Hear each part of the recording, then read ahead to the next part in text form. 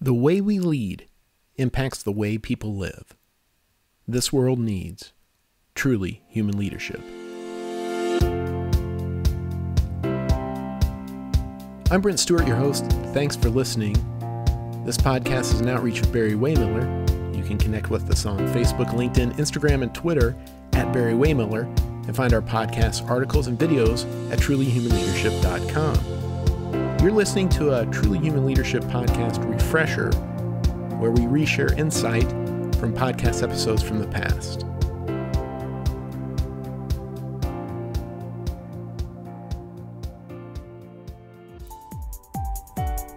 By 2008, Barry-Wehmiller had successfully been on our people-centric cultural journey for a number of years, following the writing and establishment of our guiding principles of leadership. Our CEO, Bob Chapman, describes that journey in his book, Everybody Matters: The Extraordinary Power of Caring for Your People Like Family. As a company in industrial manufacturing, when you say you measure success by the way you touch the lives of people, that's definitely a nice thought. But could a company really live out that principle, especially in tough times? During the recession of 2008-2009, it was put to the test. On this week's episode of the Everybody Matters podcast, we're going to explore what happened during that time and how we at Barry-Wehmiller responded. We start off with Brian Wellinghoff, one of the partners of the BW Leadership Institute, Craig Sabota of our PCMC division, and Mike Welch of our Pneumatic Scale Angelus division. They set the stage for how the economic downturn began to affect our company's business and morale. The economic downturn had a delayed effect on us because things were happening in September and October and November. And internally we were looking and said, hey, we've got a strong backlog, which means we've got people that are giving us orders that are carry us through the next 6 to 12 months. We said, we don't know how much we're going to feel this. But that made the situation even more fearful when about February or March of the following year, we started to see customers take machines off of our backlog. They'd already given us a down payment and they said, nope, don't even make the machine for us anymore. And they never do that. And that had a strong sense of fear, trepidation, or really reflectiveness going on in the organization at that point. So thinking back to 2008 when all the things started going bad, interesting, we felt very secure at PCMC. We had a major backlog yet. Even though times were challenging in the world, we felt like we'd be able to do okay. It was roughly around March of 2009, a just huge order, a $20-30 million order got put on hold by one of our major customers. And that's when things really became very concerning. For myself personally, it reminded me back to the days of the constant layoff pattern at PCMC. Very, very uneasy. Where are we going with this? We've had some tremendous years since Barry-Wehmiller came on board. Is this going to erode all of that great progress that we've made, bringing the business back and getting the people on board? I participate in a production meeting twice a week. And when you're looking at all the fellas, because it's primarily guys here, and you're looking at them, you know that this one has 2 kids, this one has 3 kids, this one just has a newborn baby. And they're looking at you saying, where are the orders? That's that can be challenging. And there was a slight sense of impending doom. Well, when's the hammer going to fall? Who's going to get laid off? We're not building any centrifuges in here. Michael, where are the orders? That's a hard question to ask when people, and they're sincere. They're completely sincere, and they're looking at you like, I don't want to leave this company, but I have to look out for my family. As the economic downturn started to affect us, we saw revenues dropping 30 to 40%, and that's significant. It's the kind of significance that you can't just make up with one more order here or there. And in a lot of our businesses, we're in areas where we're one of the primary employers. We're in rural areas or places where there isn't a whole lot of similar manufacturing that you can use your skills and talents in a different place. And so I remember walking around some of our factories at that point and people just kind of wondering. That sense of trepidation was almost a little bit quieter around the organization, that kind of eerie calm before the storm was really going to hit. And what almost everybody expressed was they expected a big layoff, because that's what they'd experienced in other businesses before they become part of Barry-Wehmiller. That's what their friends and family were experiencing. That's what the press said everybody ought to be doing now. There was this whole culture in American business that the thing to do now is to lay people off. And that touches you to the core, because you never know if it's going to be you, if it's going to be the person next to you, if it's going to be your friend, or if it's going to be your spouse from another organization. And that really gives a strong sense of wondering, oh my gosh, what do I need to do just to get by here? And that's not a strong position to offer your best at work or to return home fulfilled.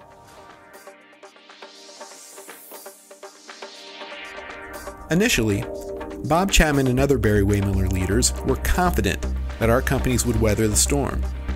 Here's Rhonda Spencer, Barry-Wehmiller's Chief People Officer, and Bob Chapman discussing their initial reactions to the crisis.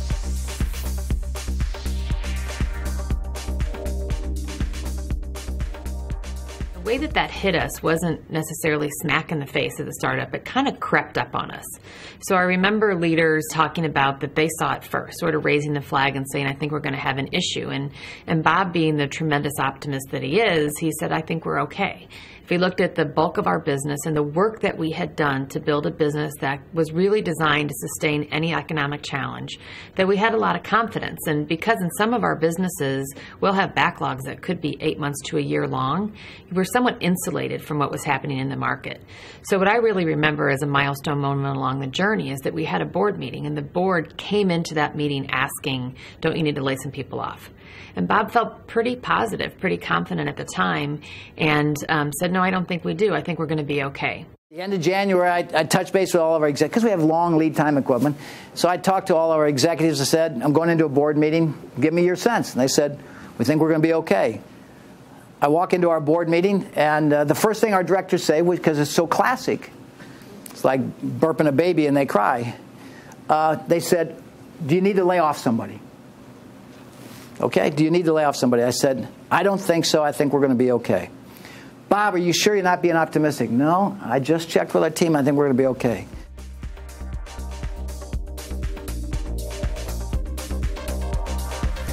It wasn't long before the economic crisis began to deepen, and Barry-Wehmiller was going to have to face some difficult and important decisions.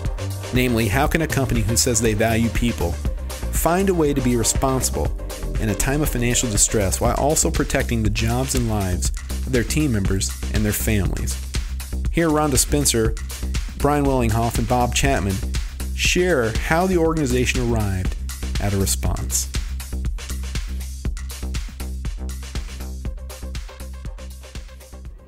So we sort of faced this milestone moment, and I remember that Bob was in Italy, and suddenly we started to get news of major customers taking orders off of our backlog. So we really went from having the security of feeling that, well, the orders that we already had, we'd certainly be delivering on, and that would take us through 6 months to a year in some of our major plant sites. And so as we started to have that, I think a bit of a sense of panic started to set in. And so you had, on one hand, many of our business leaders were positioned and prepared to do the things that we would always do, which were lay off people. One of our consulting offices, their business was significantly down, while another one was booming with work that they could barely handle, where you would naturally, in the old way of doing things, just lay off people in the office that was down. Same thing in our businesses, right? Some businesses really weren't feeling it at all. Other businesses, because of the markets that they served, were starting to feel that they were going to need to lay people off. And so it was interesting, sort of a milestone moment where, for one of the first times ever, we brought together that vision of who we wanted to be as a culture with how we were going to react as business leaders. And so what happened, and I think really it was a measure of the investment that we had made as coming together as a global leadership team. Bob, from his hotel room in Italy, typed a set of talking points, and he just started with the question of how would a caring family respond. A caring family would not throw a few people out of the house so that the others could eat. Everybody would take a little bit of pain so that everyone could come through whole. And so Bob just wrote a few talking points as to how we might respond. And the theme of it was really shared sacrifice and a couple tactical ideas about how we would respond. And the amazing thing that I saw is not just the ideas and the way that we implemented them, but how we as a team were able to come together to react. Because within 3 days, we had grouped up in teams, corporate and in the divisions, and basically wrote a deployment plan for how we were going to weather the economic downturn. Well, I'll never forget that I got an email from Bob Chapman as we were first feeling the impact of the economic downturn. And it asked some challenging questions about our business. And so my first response was trepidation, wondering, what is this going to mean for everybody? But Bob proposed that we have a large cross-functional meeting as soon as he could get back to St. Louis. And what really struck me is that it wasn't one or two people making indiscriminate decisions in the organization. There were task force of a large group of cross-functional people from our Culture and People Development Group, from organizational empowerment, from the leadership of different businesses. They were going to come together and look for solutions together. And that was the first sign to me that things were going to be different. It wasn't just going to be one decision maker. It wasn't just going to be indiscriminately making decisions without information. It was going to be searching for information. It was being thoughtful and reflecting. And as soon as I saw that happening, I was very confident we would come to something meaningful, not even knowing what that was going to be at the time. And what I saw come together is I was actually on the team that said, if we need to part ways with people, whether that's through, a voluntary retirement package or a layoff or some other means, how would we treat people most respectfully in that process? So our team spent days working on, what would severance look like? What would placement services look like? How would the communication go? How would we respect people as much as possible if there was some separation or transition from the organization? So I thought, again, these thoughts come to me. I don't know where they came from. I thought, what would a caring family do if the family was stressed and everybody would pitch in? So I came up with the idea of furloughs. What if everybody in the company took the time off so nobody would have to be let go? And I and a couple of other things, even and suspended 401k matches, which is about $1.5 million a quarter, so $6 million a year. So I put together some thoughts, and I emailed it to our team, and I said, we've got to do something. Here's my suggestion. What do you think? And within a matter of 10 days, we implemented almost $20 million of initiatives where nobody got let go. So how would a caring family respond in a time of crisis? By sharing the burden. Listen as a few Barry-Wehmiller team members describe how Bob's plan was received and how things worked out during this time. We begin with Sarah Hanna, a partner in the BW Leadership Institute, and then you'll hear from Tom Radlinger, a production line teammate from our BW Paper Systems division, Tim Sullivan, Barry-Wehmiller's group president, Converting, followed by Brian Willinghoff and Mike Welch. So this was really from the top down. Bob Chapman reduced his salary to his starting salary when he began his career at Arthur Andersen. As sales executives whose job it is to bring in new business for the organization sacrificed by reducing their incentives. Business units that were doing well, people still took a furlough. You think about how would a caring family respond? We would all sacrifice some so that nobody would have to sacrifice a lot. For those individuals who truly were paycheck to paycheck and could not take their 2 to 4 weeks of furlough, we had people donate days. And you could donate and volunteer to take off more so that others didn't have to take off any. And it actually became a great coming together across the organization of how we're going to get through this as a family. If somebody, let's say it was a single person or didn't have that many bills, if the work, let's say in the machine shop, for example, if that work area allowed it, that person could take, you could swap, say let's Joe didn't want to take his week of furlough and Mike wanted it, so Mike would take Joe's week and it worked good. Kept Joe working and kept Mike at home, when he could afford to be at home, which worked out good. It was a good program for everybody. So during that period of time when we did have people working and we still didn't have enough work to have them be productive, we had them working on all sorts of lean activities. We made an investment for the future. We had projects that, of course, you always have lots of projects that you can't get to when you're very busy. Well, we used this period of time where we weren't very busy to advance a lot of those projects. We really made an investment with our people in positioning ourselves to be more competitive for the long term by getting a lot of these projects done. We did everything from making safety improvements in our factory, cleaning up, sprucing up, painting. We did a lot of Kaizen events where we improved processes. Again, we do Kaizen events routinely anyway, but we tend to have to fit them around our business. We were able to accelerate a lot of these events that led to improvement in processes that made us more competitive and more productive for the long term. When the business came back, we hit the ground running. We had the talented people in place, we had the skill sets there, we had the knowledge there, and now, again, we took advantage of that period of time. We had improved processes. I think we were, we were leaner, no pun intended. We were meaner. We were ready to go. I think our customers benefited, again, bringing work back to us. They expected a ramp up. And in fact, we were able to not only react with, our traditional lead times, but in many cases, even improved lead times.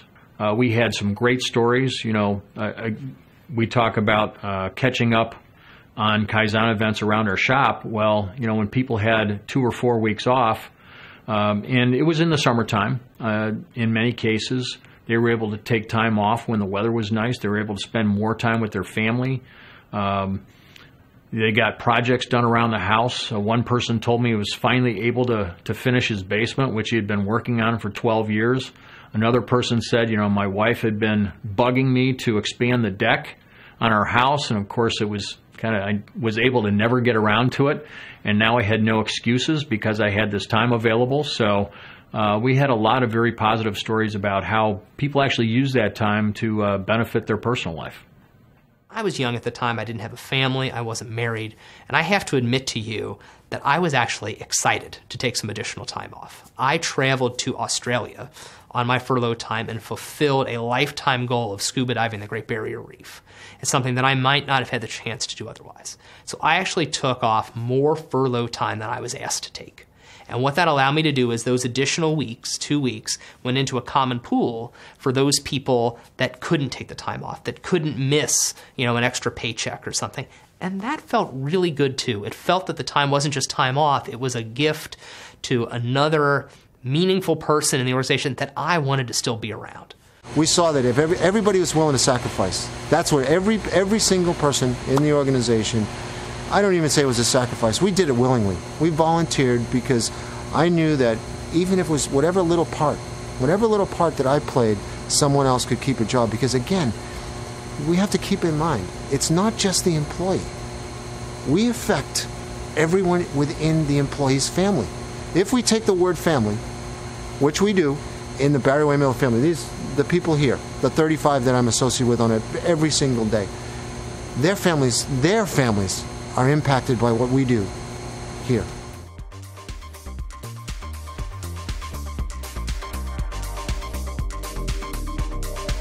Here's what Bob Chapman had to say in retrospect about the recession of 2008-2009 in his book, Everybody Matters. When layoffs occur, the impact on the culture through loss of talent and diminished morale can be devastating. Our experience was just the opposite. Although we had been on the leadership journey centered on our guiding principles for more than 7 years, many team members weren't fully convinced of our sincerity. Walking the talk during this tough period did more to convey our beliefs, strengthen our culture, and cement our people's loyalty than anything we could verbalize or proclaim through a framed vision statement on a wall. We'll close this episode with some more from Bob and production line team member Tom Radlinger.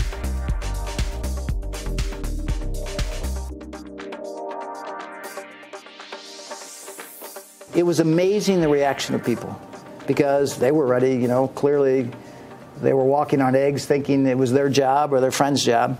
Because, one of the things you can't do in a reduction of size, you can't anticipate the impact on the collateral damage. My son worked at KPMG at that time, consulting, and they had a massive reduction in consulting. He made the cut. He didn't get cut. But the 3 guys sitting next to him who knew their kids, their wife, and their families did, and he was demoralized.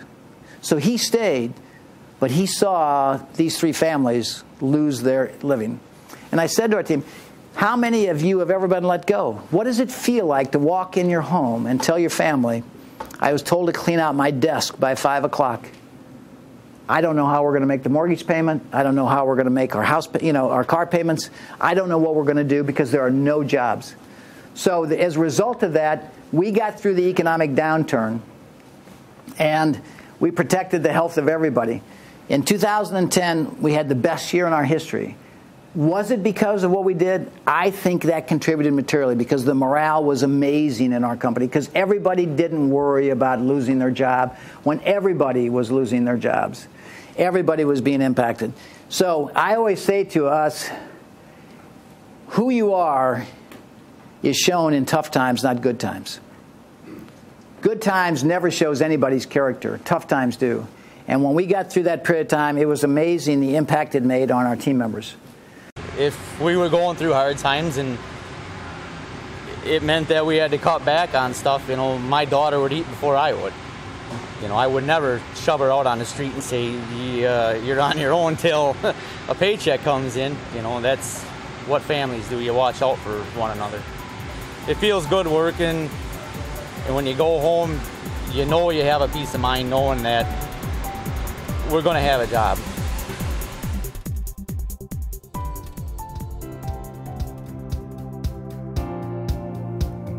Don't forget to find us and connect on Facebook, LinkedIn, Instagram, Twitter at Barry-Wehmiller. And you can find more podcasts, articles, and videos at trulyhumanleadership.com. I'm Brent Stewart. Thanks for listening.